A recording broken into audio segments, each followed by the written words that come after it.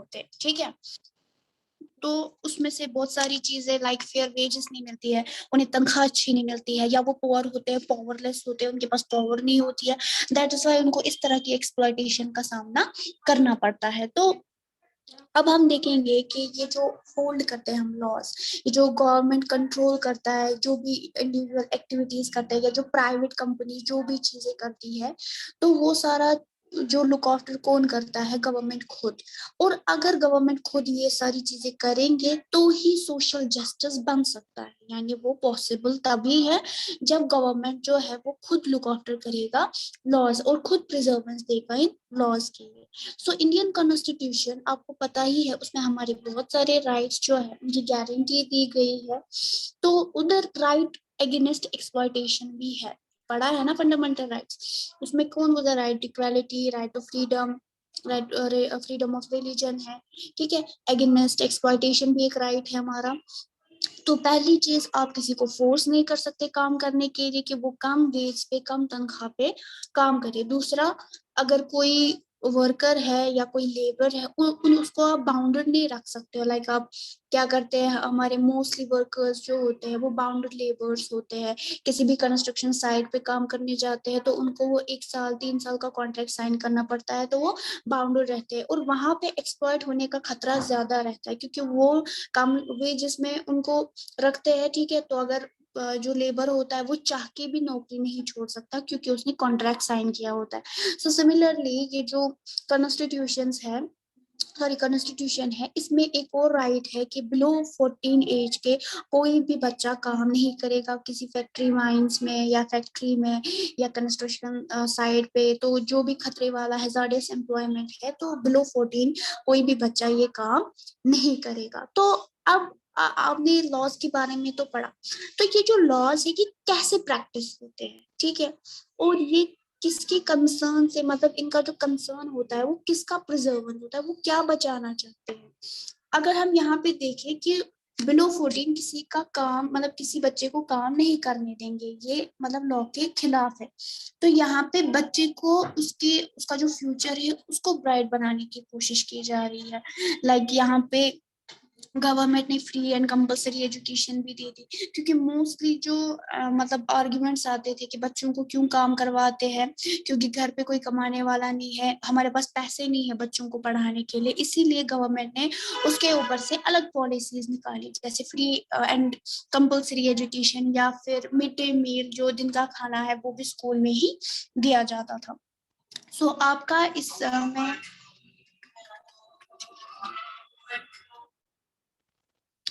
इसमें आपका जो एक टॉपिक है, इसके बाद ये बेसिकली केस स्टडी है, भोपाल गैस ट्रेजेडी, ठीक है। आपको पता ही है कि ये मतलब सबसे वर्स्ट ट्रेजेडी मानी जाती है।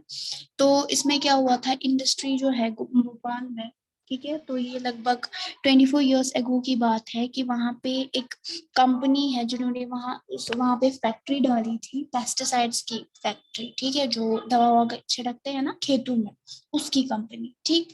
तो होता ये है 2 दिसंबर 1984 में, जो मिथाइल एसोसिनेट, यानी ये इतना जहरीला केमिकल माना जाता है, हाईली पॉइजनस गैस माना जाता है, वो इस प्लांट से लीक हो जाता है। क्या हो जाता है, लीक हो जाता है, ठीक है।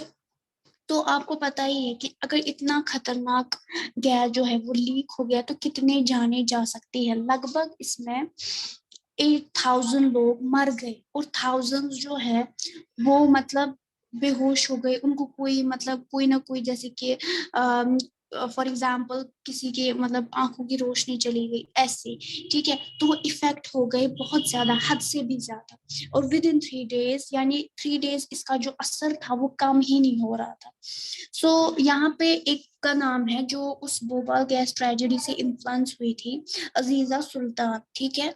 तो वो कहती है, at about 12:30 AM I woke at the sound of my baby coughing badly. तो मैंने देखा कि मेरा जो बच्चा है वो काफी बुरी तरह खांस रहा है, ठीक है। उसके बाद मैंने देखा कि रूम में एक तरह का बादल जैसा छाया है, व्हाइट क्लाउड जैसा छाया है। मैंने देखा कि लोग भाग रहे हैं, सो फिर मैंने भी कुछ स्मेल ली एंड मैं भी बहुत बैड तरीके से कफ करना स्टार्ट कर दिया, यानी मुझे भी खांसना स्टार्ट हो गया था जैसे कि मेरा बेबी। सो उसके बाद मैंने स्मेल ली, तो मैंने की स्मेल जैसे ली, यानी बर्निंग स्मेल। तो जब वो यहाँ से बाहर जाती है तो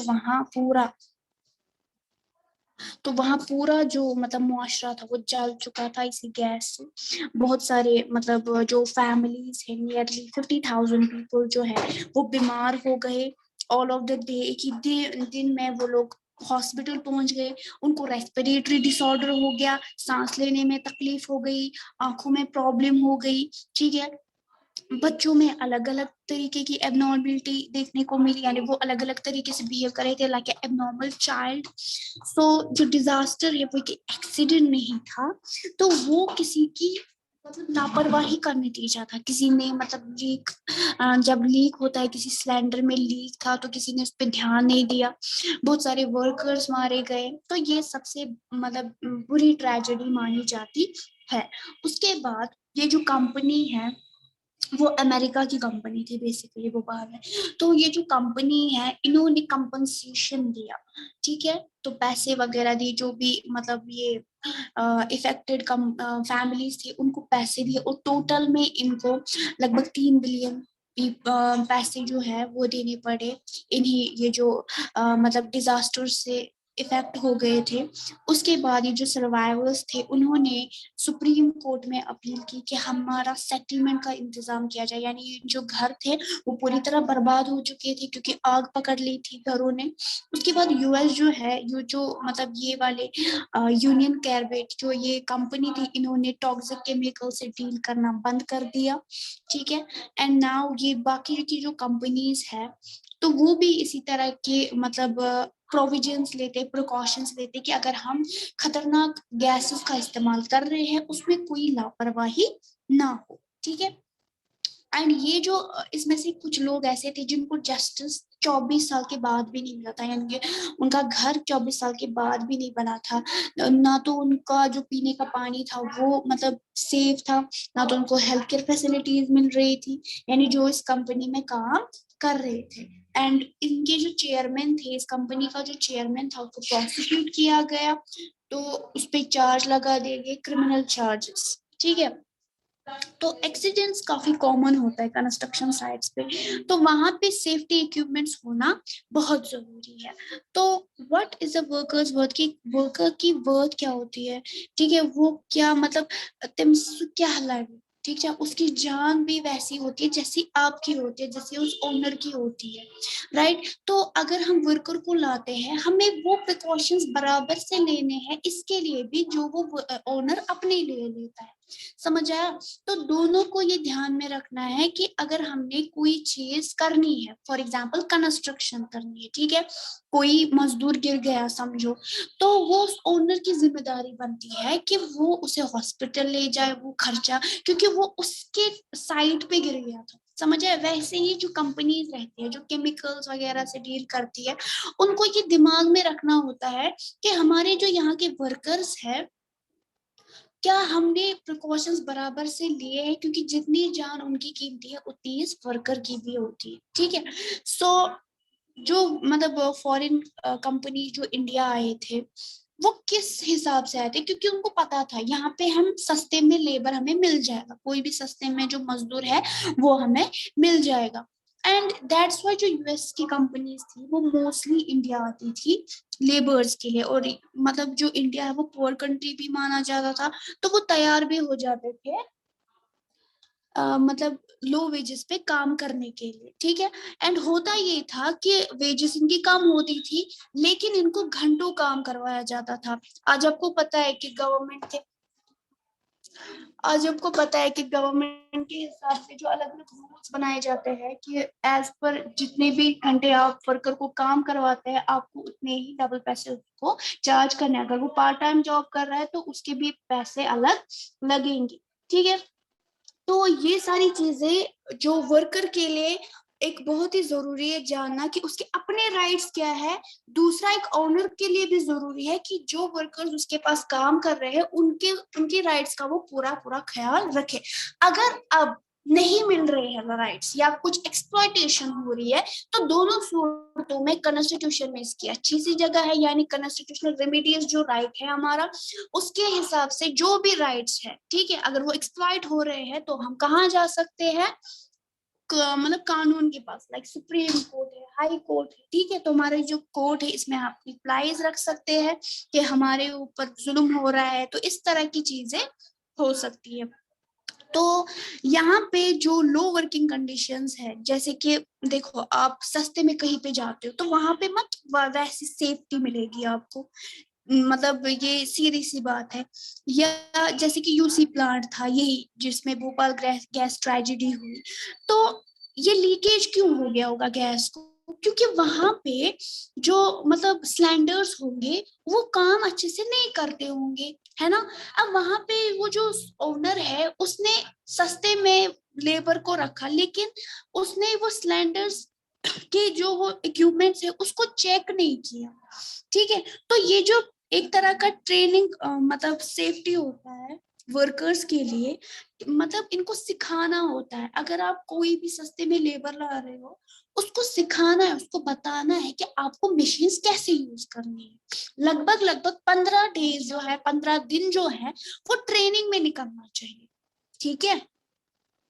एंड इस तरह के केमिकल प्लांट्स में रात का शिफ्ट कैंसिल होना चाहिए, एबॉलिश होना चाहिए, समझ आया। तो इस तरह की चीजें, ये जो मेजर्स है भोपाल गैस ट्रेजेडी के बाद ये लाई गई। सो वेस्ट वर्जीनिया जो यूएसए में है, तो वहां पे भी उन्होंने मतलब वार्निंग दी कंप्यूटराइजर कि यूसी प्लांट जो मतलब भोपाल में जो हुआ, ठीक है, तो हम ऐसे इक्विपमेंट्स बनाएंगे, हम ऐसे डिटेक्टर्स बनाएंगे जिससे गैस लीक होना पता चले, ठीक है। तो ताकि वो जो मतलब इवैक्यूएशन है, इवैक्यूएशन का मतलब अगर हमने गैस लीक हो गई, ठीक है, किसी भी सिलेंडर में गैस लीक हो गई तो अलार्म बजेगा, अलार्म जैसे बजेगा वर्कर्स को पता चलेगा कि आग लग गई, गैस लीक हो गई, तो वो उस प्लांट से बाहर निकल आएंगे, समझ आया।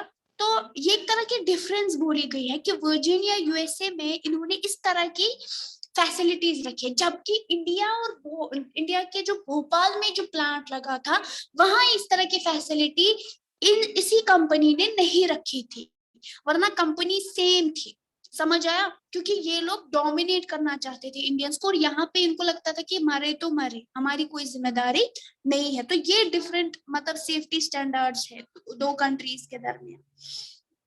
एंड सेकेंड थिंग कंपनसेशन का भी, अगर यही ट्रेजेडी यूएस में होती इसी कंपनी के द्वारा तो उनको अच्छा खासा कंपनसेशन मिलता, घर मिलता, पैसे मिलते, लेकिन इंडिया में हुआ तो ना तो कंपनसेशन अच्छे से मिला ना तो घर मिला, ठीक है।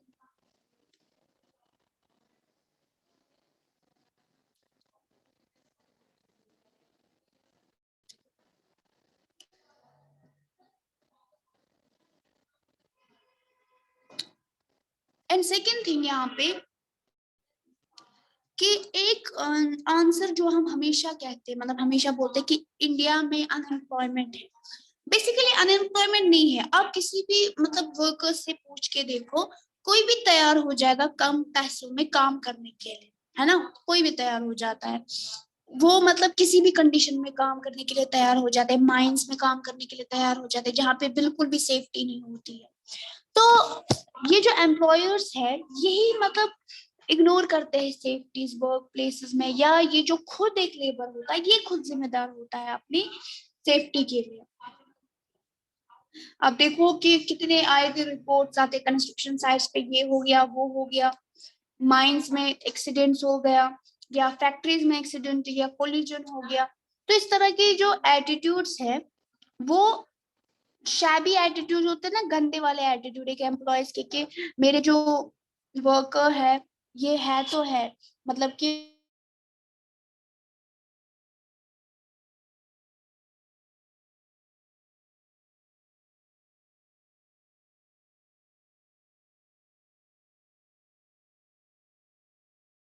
है कि नहीं।